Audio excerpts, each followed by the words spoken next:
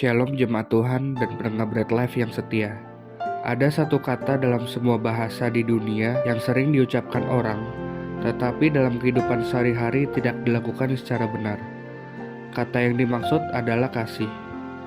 Menurut situs Sabda Alkitab, kata kasih dapat ditemukan dalam 457 ayat Alkitab terjemahan baru.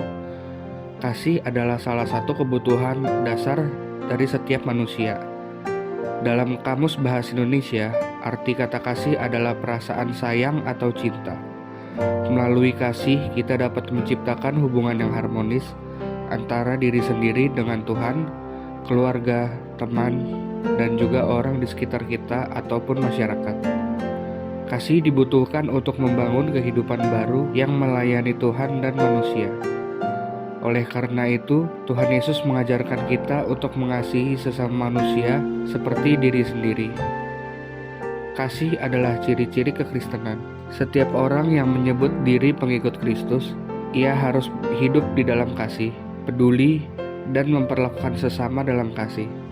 Bukan berbicara sekedar etikat baik, bukan sekedar basa-basi, tetapi suatu keputusan dan sikap melalui tindakan yang nyata. Dalam prakteknya, kasih hanya emosi yang dangkal atau pelampiasan perasaan yang sifatnya sementara, hanya ungkapan sebatas kata-kata yang indah, tetapi tidak dapat dirasakan dan dilihat orang lain. Mengapa bisa begitu? Padahal firman Tuhan dalam Matius sangat jelas bahwa kita harus mengasihi sesama manusia. Sesama di sini menunjuk kepada semua orang dari semua latar belakang suku, budaya, agama, dan bangsa. Bahkan musuh atau yang memusuhi kita. Perbedaan suku, budaya, dan agama itulah yang kerap kali membuat kita tidak mudah untuk mengasihi. Mengapa orang Kristen dituntut senantiasa menunjukkan kasih kepada sesama manusia dalam kehidupannya? Yang pertama, karena kasih adalah hakikat dari Tuhan Yesus sendiri. Kasih itu berasal dari Allah dan bahwa Tuhan adalah kasih. Siapa yang mengaku berasal dari Tuhan dan mengenal Tuhan, maka orang itu harus membuktikannya melalui kasih.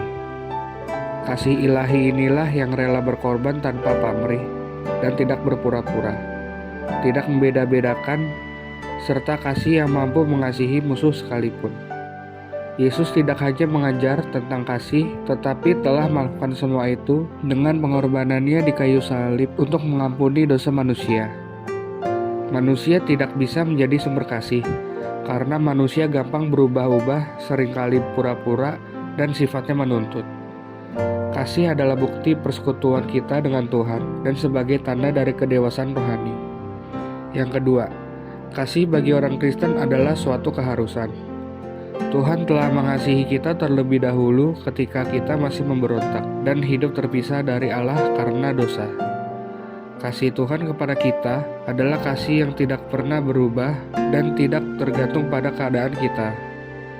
Kasih inilah yang mendorong kita harus mengasihi sesama. Inilah kewajiban yang tidak boleh diabaikan sebagai pengikut Kristus. Bukti kita mengasihi Tuhan terlihat bagaimana kita mengasihi dan memperlakukan sesama. Apakah kita ikut berbahagia dengan mereka yang bahagia dan ikut berduka dengan mereka yang berduka, atau malah sebaliknya? Perbuatan kita kepada sesama manusia adalah bukti bahwa kita taat kepada Allah. Yang ketiga, kita mengasihi supaya orang lain melihat Allah melalui kasih kita. Tuhan tidak bisa dilihat oleh mata secara fisik, tetapi keberadaannya dapat dirasakan melalui pernyataan kasih-Nya bagi dunia. Keberadaan Allah dapat dilihat melalui kasih yang dilakukan oleh orang-orang Kristen. Saling mengasihi membuktikan bahwa Tuhan berdiam dalam diri kita. Jemaat Tuhan dan pendengar Bread Life yang setia, dengan saling mengasihi berarti yang pertama, kita tetap dalam keadaan terang dan bebas dari kebencian, permusuhan, dendam, kepahitan, dan sebagainya. Yang kedua, dengan kasih, kita menjadi serupa dan segambar dengan Allah yang adalah kasih itu sendiri. Yang ketiga, dengan saling mengasihi, kita memenuhi hukum utama Allah. Yang keempat, dengan kasih kita menjadi saksi Kristus dan memberitakan Injil. Selamat mengasihi sesama dengan kasih Kristus. Orang yang mengasihi Allah tetapi tanpa kasih kepada sesamanya adalah dusta. Pelayanan kita tanpa kasih adalah hal yang tidak berguna. Ibadah tanpa kasih adalah sia-sia.